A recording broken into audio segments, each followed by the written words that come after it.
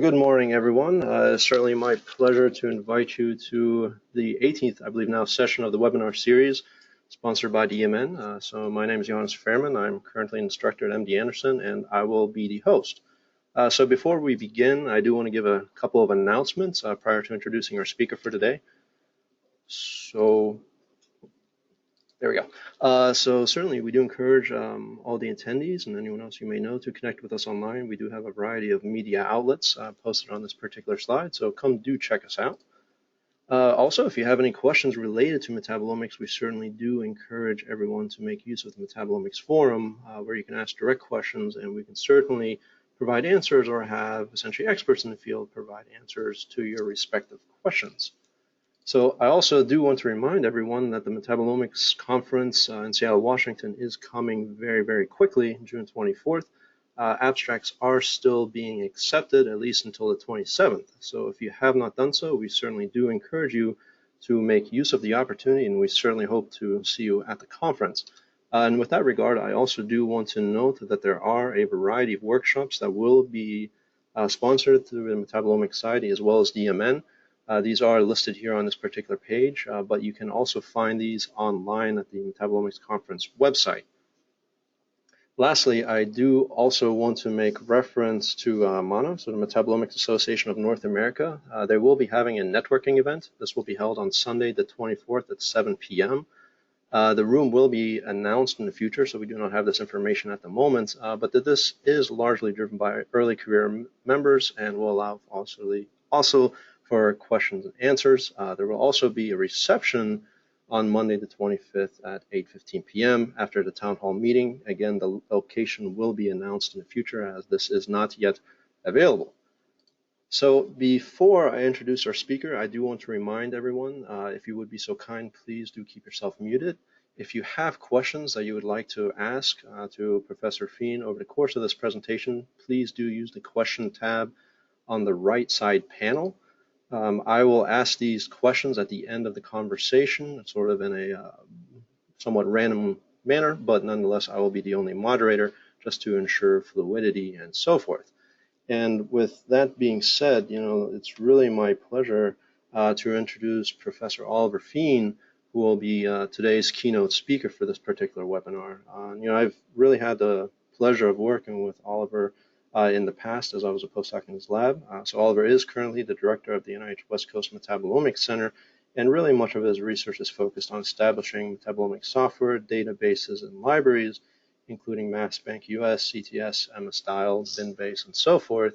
And as the title depicts, really today the point of his webinar will be oriented towards raw data processing and enrichment statistics through the two respective softwares.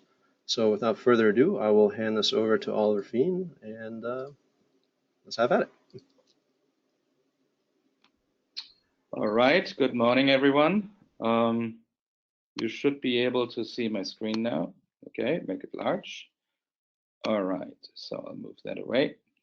So thanks everyone for joining, and I understand that each and every one of you have done metabolomics quite a bit already. And you have come across the problem that you have acquired data, you have a great study design, you have acquired data on either a mass spec or maybe an NMR, and then you need to deal with the data, interpret the data, identify compounds, and I think these are very important bottlenecks. So what I would like today to achieve is that you understand that there's lots of options out there, lots of options. There's not just one option. There's many, many other software that are published and that are available for use. So the most important thing is that you have the right to be skeptical. Sean Penn is an actor, kind of famous actor, and he made this quote that I found in a journal here in April. Skepticism is more necessary and valuable than any blind belief anybody has about anything. And I think this is coming from an actor, a very true saying, and we should all adhere to this because we are scientists. So not only do we have the right to be skeptical, we have the duty to be skeptical. That is our job. So if somebody says, and that includes myself, use this software and don't use the other software, you have the right or the duty to be skeptical. You have to test it out for yourself. And that's what I'm trying to achieve today, is that you understand that there is no perfect solution.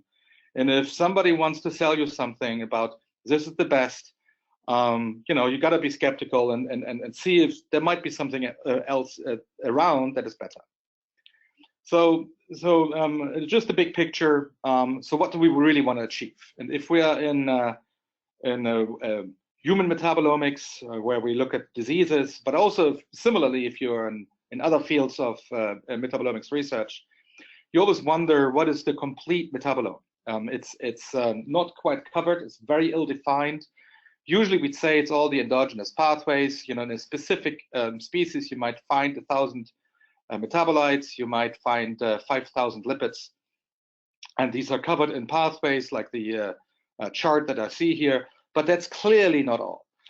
We have 1 trillion microbes living with us. We now understand that humans cannot be defined only by the human genome, but instead we are an environment, we are an ecosphere. We live in symbiosis with many, many microbes, and they have their excretions and their needs, and it's really an underexplored jungle. So next, we also think that similarly to post-translational modifications in proteins and to epigenetics and genomes, we now know that there is much more than canonical pathways. So there are many, many metabolites that are modified. And after modification, they would gain specific biological functions. Diacetylspermine has been shown in multiple studies being a great biomarker and has relevance for diverse sets of cancer. Methylglycine also, in prostate cancer, being published 10 years ago. Dimethylarginine is one of the most important parts in asthma. Oxylipins are involved in many, many physiological conditions, including inflammation. And methylated nicotinamide really drives the pluripotency state in stem cells. So then again, we also have in humans food we eat, and many of those metabolites are in circulation. You may have had a coffee this morning. So these also have actions, and many of those actions we have not explored yet. We clearly know that our food has interactions with our health and diseases. The exact way how that works is underexplored. Similarly, anything that can break will break. So we have DNA repair, there's protein repair, and there's many metabolites that break apart. Think about folates, think about glutathione, think about ATP and NADH. All these are very fragile metabolites, very, very important. And they can break, and then they're either by enzyme errors or by spontaneous errors like chemical damage. And so there must be many, many enzymes that repair those damaged metabolites, either by excreting them or by repairing them. So there might be another 1,000 metabolites of those. And last but not least, we have xenobiotics. So we expose ourselves either voluntarily or involuntarily to many, many exposome chemicals. So if you think about that, that is the reason why metabolomics is difficult and why we have so many peaks in our LCMS chromatograms, our GCMS chromatograms, and why many of those are not identified through regular databases. So what I want to tell you is that is the reason why we need to expand our databases, our approaches, our libraries, and cannot stick with the things that were great 10 years ago. Today, we have over 18 databases and tools that are hosted by the West Coast Metabolomics Center, and I briefly wanted to use these tools and the people who make those tools. On the left-hand side, you see the informatics team, Gerd Wohlgemuth, Diego Pedrosa, Sajan Mehta, and Matthew Muller. They are the hardware, they're coders, they're designing software, they make it work. Celeste Felix is a curator of the databases, and on the right-hand side, we have scientific programmers, most importantly, Rosh Tsugawa. He was in my lab for several months, but he is situated in Japan, in Riken and the National Genetics Institute. Tobias Kind, Dinesh Baropal, and Silly Fiehn are all scientists here at the West Coast Center. So in generally, I'd like to distinguish the tools for data processing, for compound identification, and then making use of those information through diverse sets of query tools that I have listed here. It is impossible to go through those in 40 minutes. So I will touch upon some of those tools. If you have further questions, we're happy to help you further by email, but also, of course, you can ask some questions on the online tab. I'll talk today about MS-DIAL, a little bit about Mass Bank of North America and ChemRich, and other things we just don't have the time. All right, so this is the workflow that you have all seen at some point in your life. We start with raw data acquisitions here. We acquire some data, and on the blue box on the right-hand side, this is what raw data processing software should do. So you should have an easy data import and peak detections. That is in principle what every software can do today. But importantly, you also want to cluster ions that belong to each other. You want to be able to associate MS-MS data with these clusters of ions. You want to distinguish those co-eluting peaks and say which ion belongs to which type of peak or compound. And then you want to use that for identifications of compounds. You certainly want to be able to process thousands of chromatograms, or at least hundreds of chromatograms in one go. And then there are peaks that are present in some samples and absent in some other samples, and it makes a huge problem if those peaks are empty or missing values in terms of statistics. So we need to have software also for gap filling. And all that can be achieved today when you use good software. Afterwards, there might be still interesting compounds that would need to be identified in special types of software. And I very briefly go into that, but not very much. And then you want to use advanced statistics to be able to integrate the information and answer biological questions so that you can get a better study design, as you see on the left-hand side. So this is the raw data that I got somewhere from the internet. I just typed in LCMS, or that's a picture that you may have seen in, yourself. Retention time versus mass, and the intensity of the peaks in red, or if it's an intensive peak, and in blue when it's not an intensive peak. And if you look at that, you understand the problem that in data processing. So you have to define what a peak actually is. If you go for any specific retention time, you see that any specific retention time, you have lots of ions. These are not all independent ions. There are adducts. They might already be in-source fragmentations. So you need to be able to cluster them and say which of those belong to each other. And then, of course, associate the MS-MS spectra to those. For this question, Hiroshi Sugaba, in coordination with Masano Norita and my own group, that's Thomas Chaika, Tobias Kind, and my own group, we developed a software that we published in Nature Methods 3 years ago, MS-DIAL. So it is a software that you also see where you can download. You can download it from Riken in Japan. A data-independent MS deconvolution, but it's of course also works for data-dependent MS-MS. So many people thought it's only data-independent. Now, of course, it's also for regular, classic, data-dependent fragmentation metabolomics analysis. So the software, when you download it, it does everything I just explained that a software should need to do. Here you see the top view of the software. It's freely available, and it's very easy to install, by the way. Don't be afraid. It's a very simple download. You have all you need, file managers and alignment navigators. You have in the middle a screen that gives you a denoised chromatogram. So you see this is much cleaner than the image that I showed you before, but it still has, of course, retention time versus mass versus intensity in colors, color coding.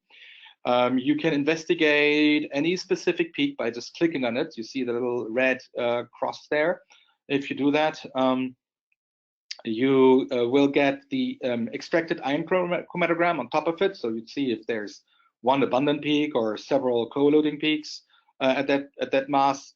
On the left-hand side, you see the MS1, so the precursor MS, accurate masses, and all the ions that elute at that retention time. So all the ions that are there for MS-MS. And on the right-hand side, you see the MS-MS spectrum and how it matches to library spectra. So you can import any type of library spectra. You can also screen or investigate these spectra through those tools that are seen on top of the MS-MS spectra. And on the left upper side, when it says labels and filters, you can also see that you can click on, give me only the identified compounds, or only the annotated compounds, or only the compounds that also have MS-MS spectra with it. So to basically clean up your view and to be able to navigate your chromatogram so that you better learn about that information. All the identification itself is guided by a combination of different information. So for one, we have the MS1, the accurate mass and how it matches the potential molecule in terms of delta of the MS1 to the elemental formula of that potentially identified or annotated compound, in addition to the isotope ratios that also have to match, so both the accurate mass and the isotope ratios. And then we have the MS-MS spectrum, how well that matches. That's an important part in the overall score. And in lipidomics, at least, we also have a retention time prediction model within it. So for any compound, in this case, you see here a triglyceride with the C16, C18 to 1 and 18 to 2. So the prediction of that retention time is also part of the overall score. So it's not just the MS-MS matching, but also the overall score with accurate mass, isotope ratio, MS-MS, and the retention time alignment or retention time prediction. That all goes into the confidence that we say that this compound is correctly identified. The software also does all adduct alignments and, of course, batch reporting. So it is really a package that is easy to use and easy to navigate. So how does it work? So if we see here, for example, in data-independent analysis, we would have windows, isolation windows. And within that isolation window, we would have then the MS-MS deconvolution and noise reduction. So you see this here, and also how the effect is that is easy to detect, identify, and purify spectra of very low abundant peaks that you see in the bottom number 2 next to giant peaks. And that is, of course, important. Everybody can see a giant peak, but these low abundant peaks, including the raw MS-MS spectrum and the deconvoluted MS-MS spectrum, you see how greatly the quality of the MS-MS spectrum improves. And then we use different types of libraries that are all now in massbank.us found and to identify those compounds. As an example how it works, we published at that time 2 exposome compounds. These are well, legitimate drugs as well as illicit drugs that we found here in plasma from human patients. And you see how well these 2 drugs were deconvoluted, identified with an overall similarity score that gives us a confidence before and after the deconvolution, seeing that although there were within a data-independent window for the MS-MS and very closely co-eluting, clearly identified with high confidence. So this is how MS-Dial works. But people say like, no, well, I mean, there's lots of other software out there.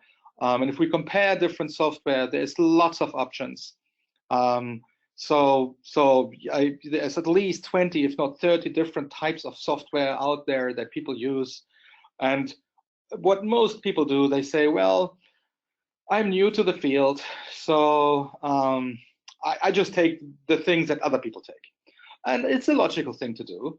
So you go by citations, right? I mean, you look like everybody, you know, it's like democracy. Democracy cannot be wrong, can it? Ever go wrong by electing the wrong people to the office, and we would never do that. So similarly, right, it's software can never be wrong. It's highly cited, must be the best. If we look at that, the most highly cited ones is XCMS with 180 citations per year, MDMine with 117 citations per year, and then down at the bottom there's Chromaliner with maybe not so many citations per year.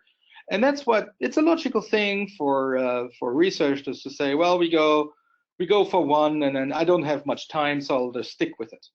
And as I said, you know, with Sean Penn, we never be skeptical. It's maybe not necessarily the top one that's best, and maybe, you know, you see that there's also many people have published software over the years, and there's a reason why people struggled with the available software that was published in 2006, like XCMS, right? Maybe there's something wrong with it, and maybe there's something that can be improved. So what we did is we took a data set of a lipidomics data set, and we had different performance markers.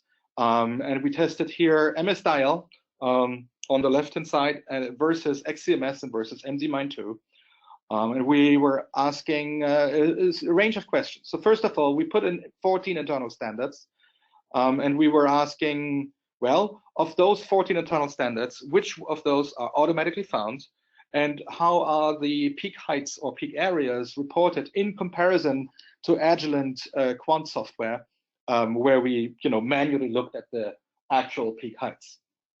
And we saw that in principle, all three software found most of the compounds, XCMS 13 out of 14.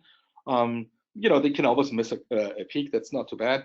The other two software found all of them. And when we look at the peak areas and how the calibration curves or the accordance work between the XCMS and the Agilent instrument software, we see that, you know, by and large, it's okay. I mean, some peaks were maybe a little, you know, overestimated or underestimated, but overall it's fine. We then manually and painstakingly confirmed 510 lipids with 3 people in my lab in this specific data set.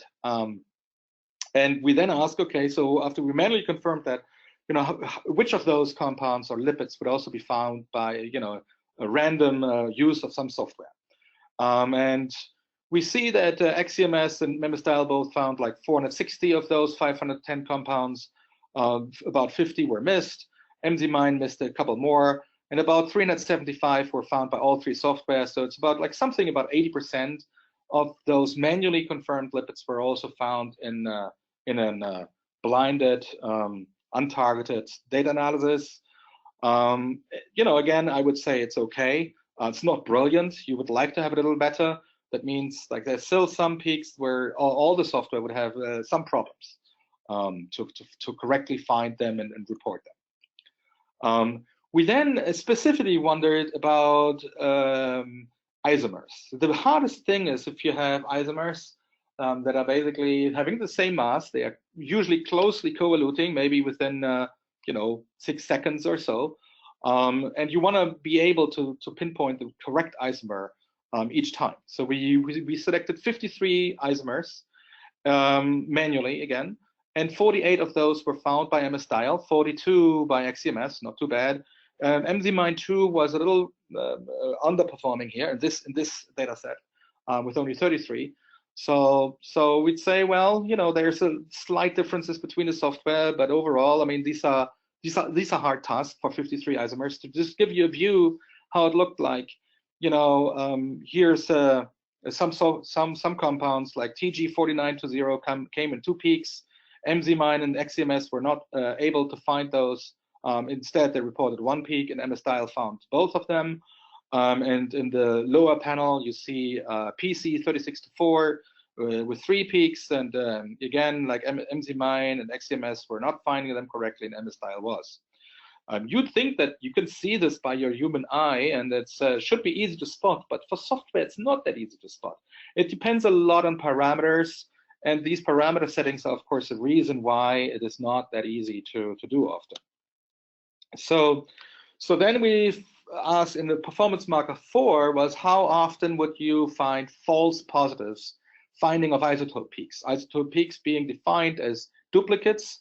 They elute within 6 seconds of each other with a correlation coefficient of 0.85 or higher, or isotopes, clear isotopes, again within 6 seconds of each other and exactly 1 Dalton different, and very high correlation.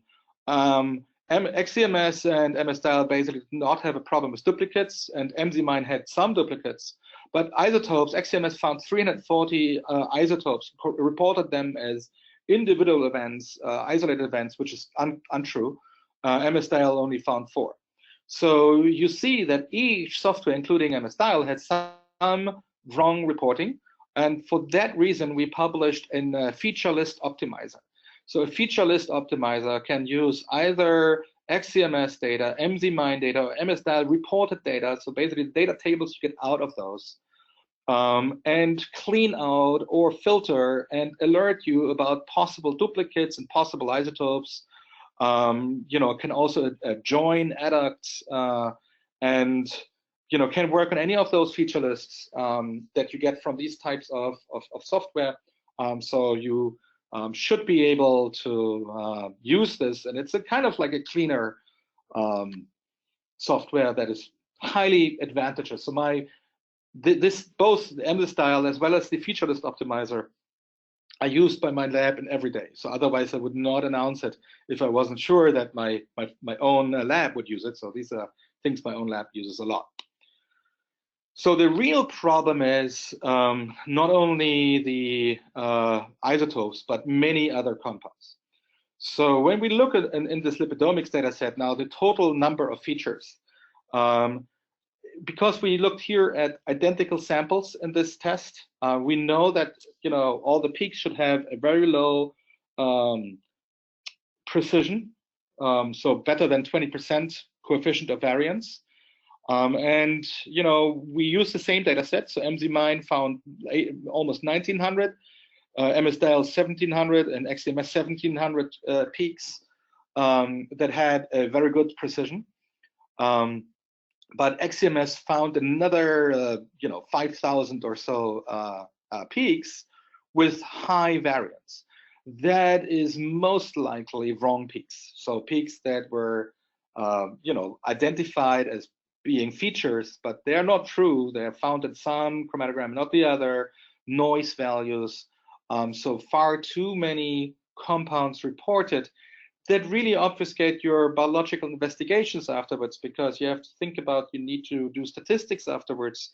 And the more peaks you start with, the harder it is for you to find a true, biologically true hits that give you a good statistics and then can be identified. So this was a problem, at least in this trial, where we thought like that's something where we are very concerned with the output of the software.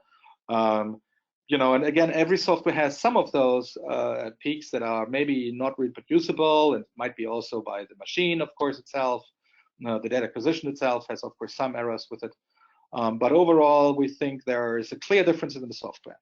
So if we look at that, overall, in the software summary for data processing, we had 93% true positives for XCMS, 90% for the 510 lipids in XCMS, and 82% for the 51 isomers. So overall, it's okay. MZ-mine was a little more troublesome with the isomers, and MS-style was pretty good in all 3 categories for the true positives. The problem is for the false positives. So their MZ-mine was not as good in the false positives. XCMS has really trouble with the isotopes. And in terms of the false positives and poor replications, we had over 4,000 peaks that were likely incorrectly reported by XCMS, and far fewer by MZ-mine or MS-style. And that is just one test we did, and we will repeat those tests to see, how these tests depend on the parameter settings. And as I said before, that's a problem in comparisons of software, that they are, of course, heavily dependent on parameters. So we repeat those with other types of data sets to be sure that, that it's a fair comparison. So next thing is, how many compounds can we identify? As you see here, we use MS style all the time. Blood plasma for lipids, for polar metabolism, urine for polar metabolism. Each time the data sets look very, very differently. And what we use is libraries. So MS style is supported by LipidBlast. We published LipidBlast in 2013. So as I said, you see here, you can look at all peaks or just the annotated features, and it cleans it up very nicely, because most of the time we say, well, only annotated compounds we can use for biological interpretations. LipidBlast is an in silico expansion of known lipid spectra. So we generated these structures in the computer and then predicted, based on known lipid spectra, how they would fragment. So it is rule-based prediction. That is different to, for example, CFMID from David Wishart's lab that does machine learning. And it's different also to first principles like quantum chemistry. So there's different ways you can predict spectra. And for lipids, it worked really nicely to use rules. And that's what we did, and it's very popular and works fine for over 29 lipid classes, and there's more and more lipid classes now that are coming online. All those spectra are now, all freely available spectra are now accumulated in Mass Bank of North America. massbank.us, it's very simple to remember the URL. And we have a coalition of servers. So in MONA, or Mass Bank of North America, we import all available spectra. That includes Mass Bank from Japan, that includes Mass Bank from Europe. It includes Respect from Japan, HMDB from Canada, GNPS from San Diego, our own LipidBlast, our own I3 and FAFA lipid libraries, Metabobase from Lloyd Sumner's lab and Bruker, and many other libraries that we can get a hold on, but not commercial libraries. So not Metlin, which is you have to pay for Metlin for the full library, or not NIST 17 from NIST. They're also, again, these are commercial libraries. Unfortunately, because they're commercial, we cannot make them freely available. But for all freely available spectra worldwide, Mass Bank is the right thing to do. You can upload yourself. So the idea is that MONA will become the tool of choice, similar to Protein Data Bank, PDB, and protein structures. So the minimum you need to upload is a mass spectrum and a structure. That's the absolute minimum. So we would not allow unknown spectra in, because unknown spectra are really hard to pin down what they really are. But you're invited or encouraged to put more data in. So to explain what your spectrum is, the mass spectrum level, the column you use, the mass spec instrument, and the parameters of this instrument that you've used, the retention time and flow rate, so that people can use that information not only for compound identification, but also for retention time predictions, or for instrument-dependent spectral libraries. So that is the idea, that it's not just for direct identification purposes, but also for doing more advanced prediction in retention times and spectra. You can look at specific compound classes in the sunburst diagrams. You can say, well, I'm not interested in all spectra. I'm really interested in benzenoids, and specifically, if you select then the benzenoids, I'm really interested in phenols, because, for example, I'm looking at polyphenols or so in blueberries. That's my research area, so I wouldn't care for anything else, but this is what I care for. And then you download only those spectra. So this is how you can, for example, can make your own little library for a specific compound class, because that's the only one that really you care for, and not for everything else. So that's you can select these downloads by either the compound classes, or you can select downloads by the instrument. You can say, I only want accurate mass instruments. I don't want any triple quad spectra. Or maybe you only want GCMS spectra. They're also in Mass Bank of North America. So that's all for you available. With the MSDial 2.0, we have published that in January this year. And MSDial 2.0 now also integrates even GCMS data, not only LCMS data. And it integrates our bin-based database. It's a database that we have accumulated over the last 15 years with over 130,000 samples today. And this is public now. So if you have an unknown in GCMS, including either from our lab or from your own lab, you can search this unknown against the giant database.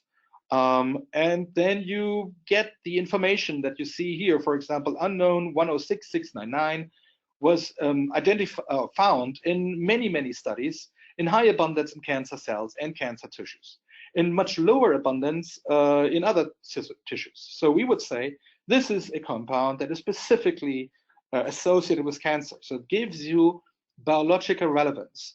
And then your unknown all of a sudden gets more interesting, because now you'd say, well, maybe it's an oncometabolite, maybe it's really important. So MSDial 2.0 does the deconvolution on the left-hand side, GCMS, on the right-hand side, LCMS.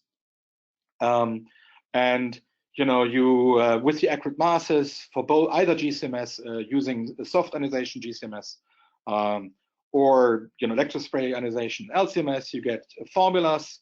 In GCMS, we use labeled reagents, MSTFA D9 labeled reagents, so that we know the number of acidic protons, therefore also the number of trimethylsilyl groups that we use for derivatization. In LCMS, of course, we did not have that. But with this information, then you get elemental formulas. So now you know that my unknown is having the formula for, in this case here, C4H9NO2. For another compound here, especially for this 106699, we used that idea. And then we used a new software called MS Finder. MS Finder predicts spectra based on all the rules that my lab have published before, including MS2 analyzer, including the 7 golden rules algorithm, including approaches that have been published by others like MedFrag, the fragmentation energies of bonds, but it also allows for proton rearrangements, and that is different to all other software. So as you may know, in mass spectrometry, we often have rearrangements of protons. They can wander around during the fragmentation. And MS Finder works both on either LCMS or on GCMS. And on the left-hand side is GCMS, on the right-hand side is the LCMS. And both,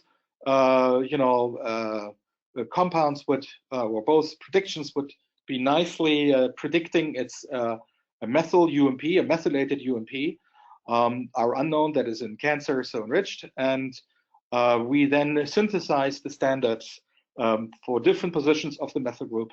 And we authenticated that this unknown really was the N-methyl UMP. And obviously, we'd like to know more about it. So that's my ongoing research in my lab, to know more about this compound and its relationship to cancer biology. So this is all good. So now we have done data analysis, we have identified compounds, but now we would like to do statistical analysis. And many people then use Metaboanalyst software. I mean, Metaboanalyst software is great for giving you a quick look into multivariate statistics, a quick look into univariate statistics. That's all fine. But then people use pathway enrichment analysis within Metaboanalyst software. And here's the typical output that you get from Metaboanalyst software. And in principle, pathway enrichment analysis asks, how likely is that so many compounds from a specific pathway are all different? So not in each individual compound and each individual p-value for each compound, but all together. 10 out of 10 compounds in glycolysis. Can this be by chance that they are all upregulated? That's of course much different chance. So that's the idea of pathway analysis. And my team, including here Dr. Dinesh Baropal, have long thought about it and thought about, like, is this a real good analysis to do? And is this a correct analysis to do? So we think it falls short on 4 different levels. The first of all, biochemical databases are incomplete. Metaboanalyst uses the KEGG database as background database, and here we downloaded a data set from the metabolomics workbench on non-obese diabetic mice. If I think Johannes Fiehn published that data set. Honestly, our host today, I think he published it. I haven't looked it up, but I think that's what we did. Anyway, so in this data set, only 135 compounds were found, of the identified compounds, were found in KEGG. So, well, if you're smart, you use another database called NCBI. The biosystems database in NCBI would be able to annotate 173 of those 385 compounds, and the medical subject heading system would annotate 187. So it's all better than KEGG, but still you would fall 200 identified compounds short, which don't have pathway annotations.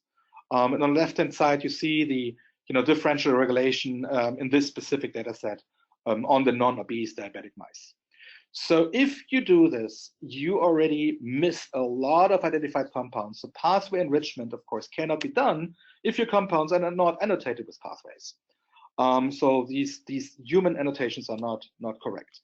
And the reason is pathway definitions are done manually by people.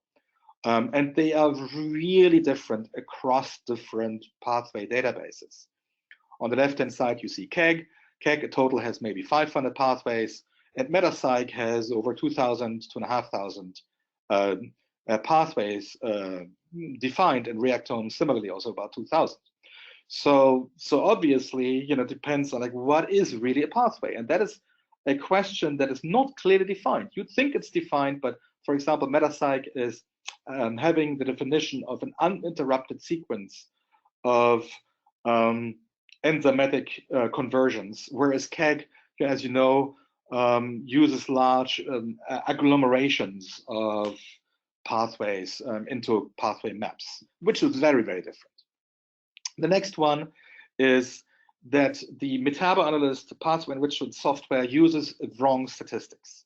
And I cannot sugarcoat that, unfortunately. They use the hypergeometric or Fisher exact test. And this type of test assumes that you have one database, and this database count is stable. You can do this in genomics when you know a certain amount of genes, but in metabolomics, we don't know how many metabolites do we even have. And each database would also grow in the number of pathways. So on the right-hand side, we see MetaPsych database over the years. Started with 500 pathways in 2001, and now we're at over 2,500 maybe pathways. And the Fisher exact test or hypergeometric test, the p-values of pathway enrichment depend on the number of total counts in the pathway. And more importantly also, in pathway enrichments, often you have one metabolite, say glutamate, that is found in different pathways. So this one compound would be now counted in different pathways multiple times.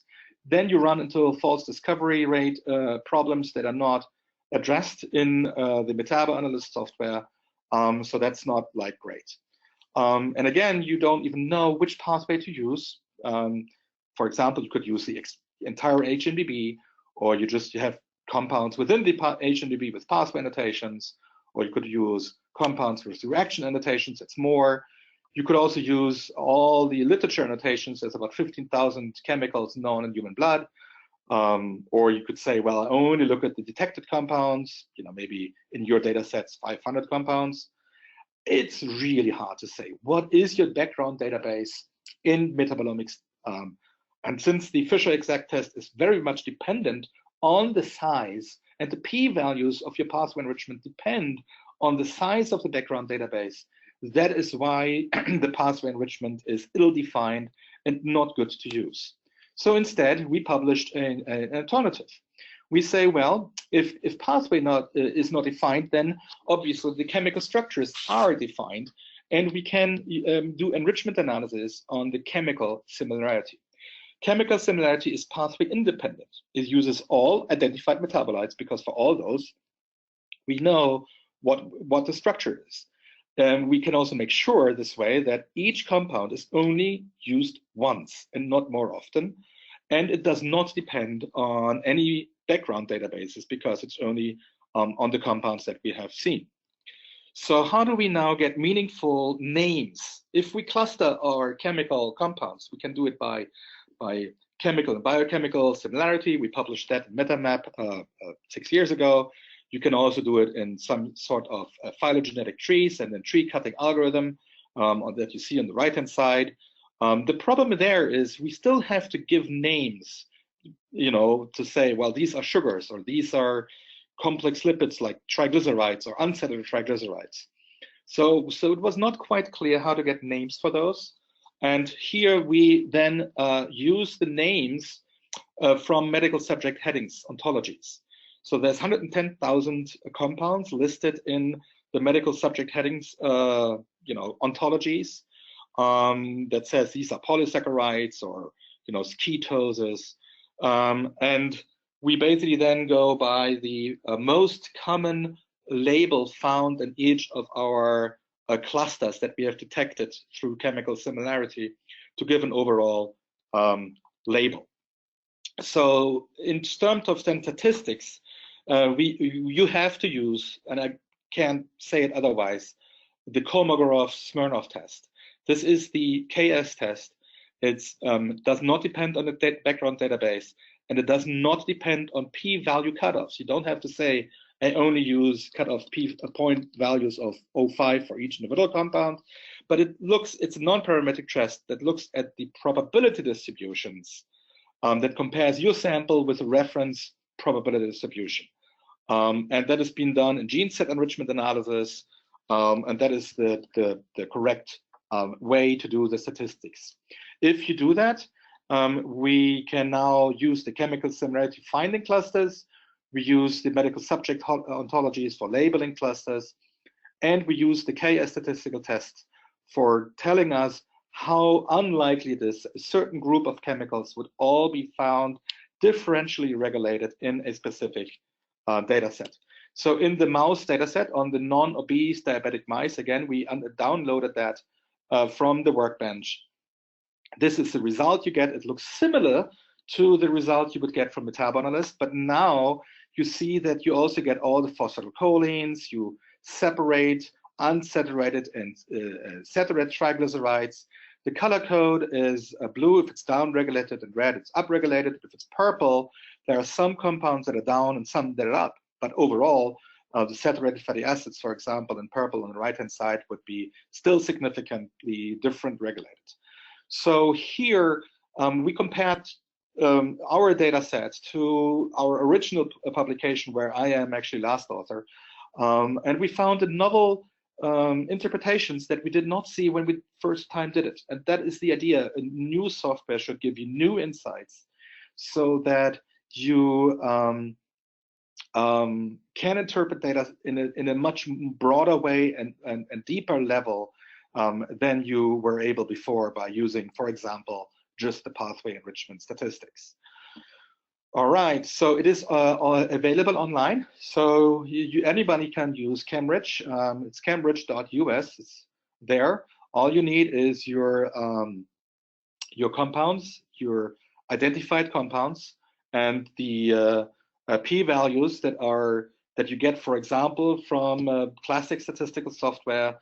We have MetDA, but you can also use, of course, Metaboanalyst for that purpose, or any other statistical tool to get you raw p-values and fold changes. You also need PubChem IDs, INCHI keys, and SMILES. And on the website chemrich.us, you will get instructions how to get those. For example, from our software CTS, that's Chemical Translation Service, but also from PubChem, you get those labels or those identifiers. The source code is available, so people can use it. So overall, I'm ending my seminar by saying, well, I only talked about technology here today. I did not talk about biology, which is fine, I hope, for you. That's a little bit educational, I guess, I hope. For comparing metabolomic studies, you need different databases. We will need in the future more harmonization and standardization and better quantification. I have not talked about that, but that's kind of like the outlook where my lab is going, clearly, and other labs too. I have introduced you to Mass Bank of North America, MONA.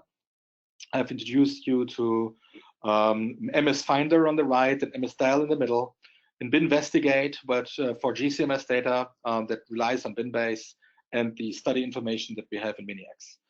I've also given you ideas and arguments why we need to go beyond Metaboanalyst towards ChemRich for chemical similarity, mainly because pathways are ill-defined and just not covering all the identified compounds that we took painstakingly to do. So I'd like to thank all my lab members. Stephanie Samra is now at Thermo. She did the software comparison between XCMS, MS Dial, and MZMine. Special thanks to Hiroshi Tsugawa, who was a postdoc, or still is a postdoc with Masanori Arita in Japan. Sichuan Lai, who's also now in at Thermo. She did the study together with Hiroshi on MS Dial 2.0 and identification of unknowns. My informatics team, led by Gerd Wogemuth, but really with lots of input by Matthew Muller, Sajan Mehta, and Diego Pedrosa. And I'd like to thank my senior team, Tom Chaika, Tobias Kind, and Dinesh Barapal for Dinesh, especially for ChemRich and all other aspects. Thank you so much for your attention. I'm looking forward to questions.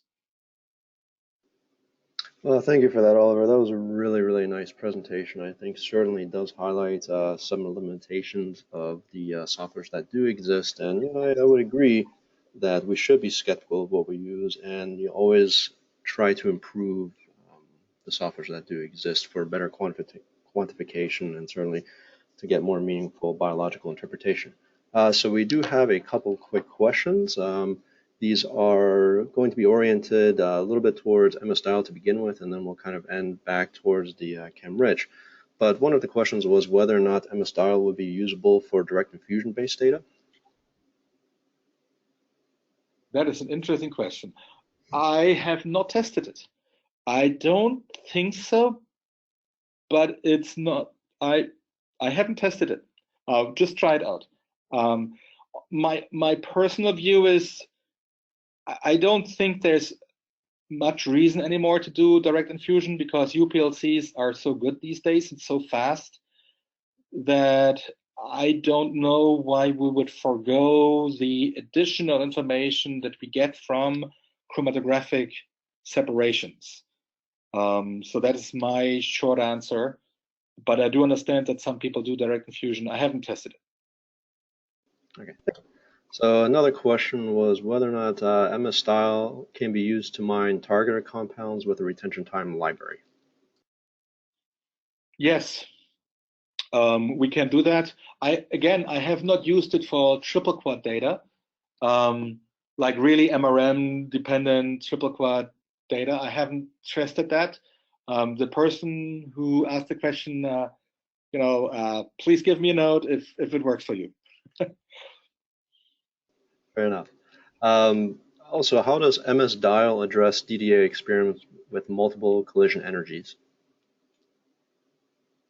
Well, you got a really good questions here. And within the same run, interesting question. I don't think we've tested that. Well, there's too many things we haven't tested that I didn't realize.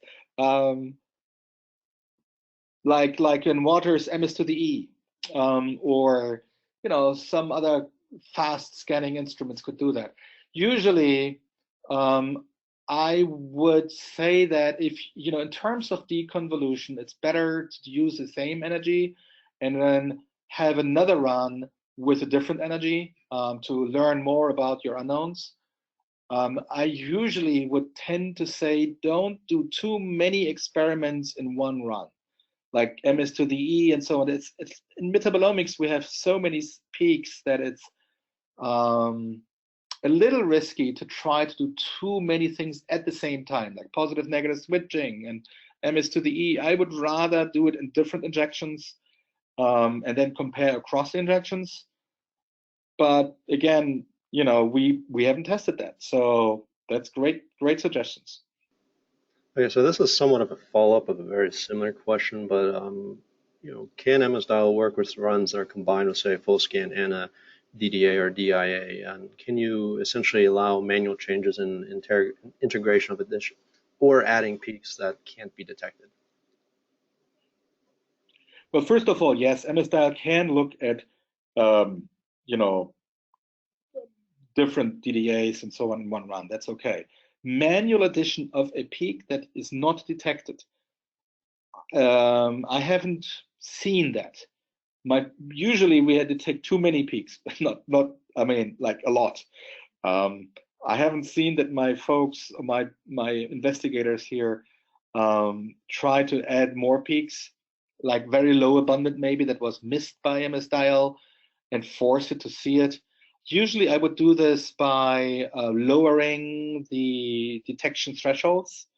So each instrument, including MS-Dial, would have a threshold for low intensity peaks. And if you have a even lower intensity peak, you might want to lower the threshold, but then you get more false positives, of course. So there's always this balance between false positives and false negatives in any software, by the way. You know, when you just lower too much your, you know, signal to noise ratios or your peak intensities, all of a sudden you get false peaks. So that's, I think it's a little risky, but yeah, in principle it can be done. Thank you. Okay.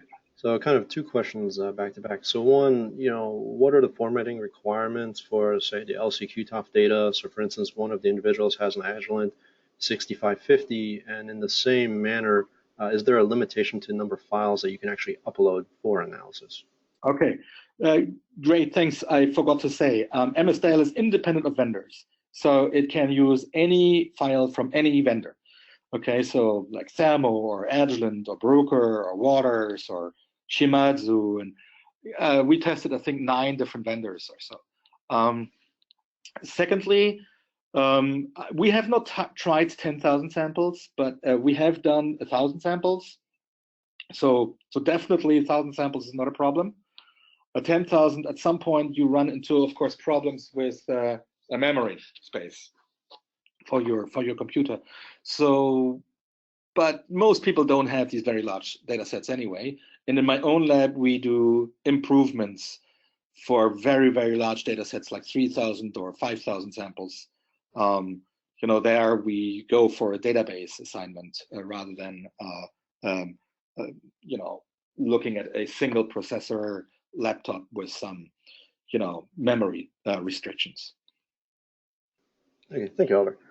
So one question that, you know, popped up, particularly when you were doing the comparison of the different softwares, let's say MZMine, XCMS, and MS-Dial, could you, give a quick comment on the problem for comparing tools with, say, different settings? And I know you kind of mentioned this even in your talk, but for example, you know, if the number of peaks indicated you're simply just digging into the grass with XCMS, then by virtue you're going to overinflate the number of errors, if you could, so to speak. Yes.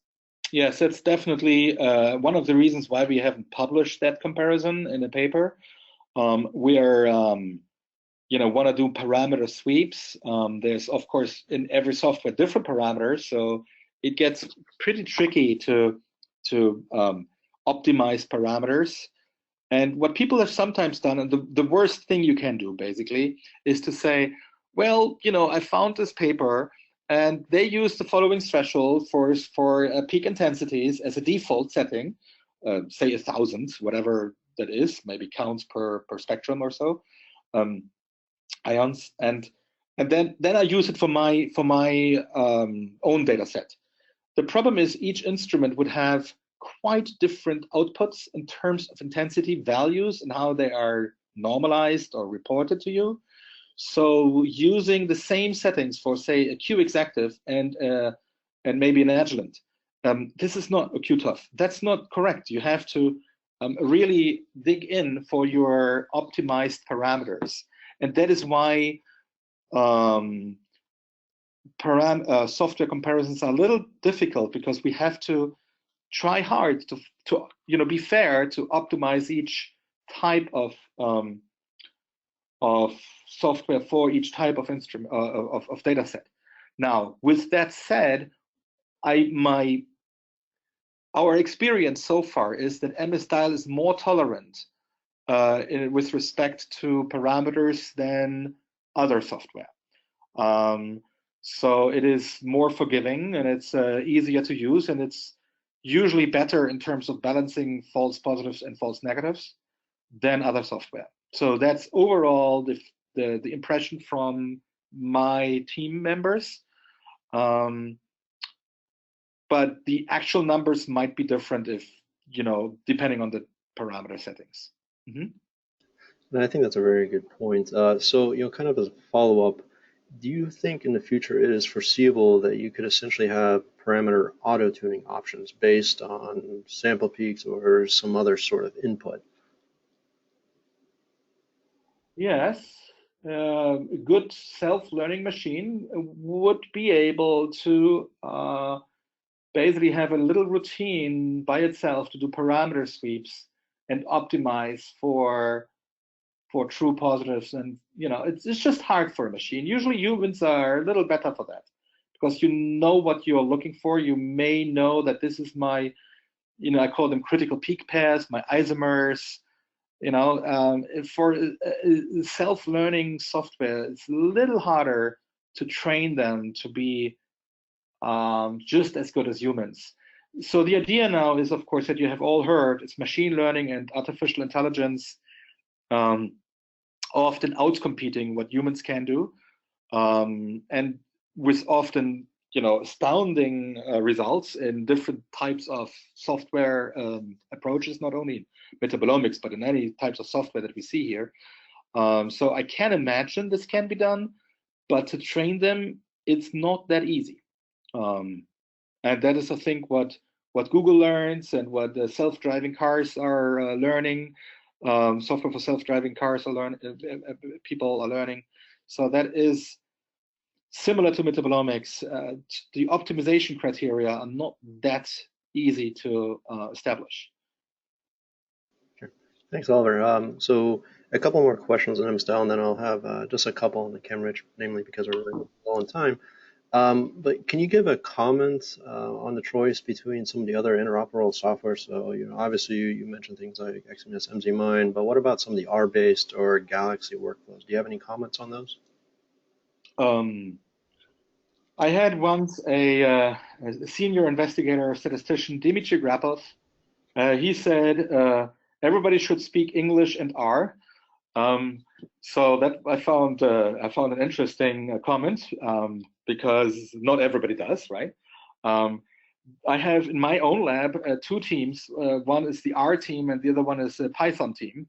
And it depends a little bit of what you want to do. So you can, in principle, program really nice software in R, but it's not that easy. But you can, in R, get very, very quick results by all these available libraries that are out there.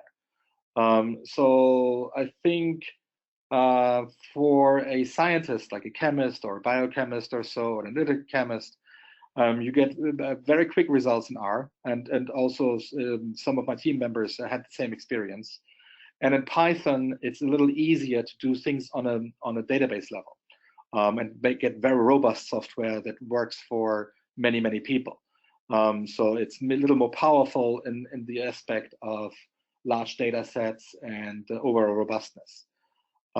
So that's what I think. In terms of Galaxy workflows, again, I showed you a lot of other types of software, and you got to try it out. That's what I'm thinking. I was not impressed by what I've seen in comparison to what we do already, but that again, the easiest thing is to try out yourself. Like, does it work for you?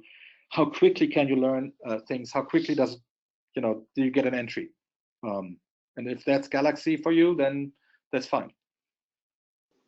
Thanks, Oliver. So One last question related to the MS dial. So one a little bit on the comparative sake, the other one more on the data management sake. So one, how does MS dial deal with normalization across data sets?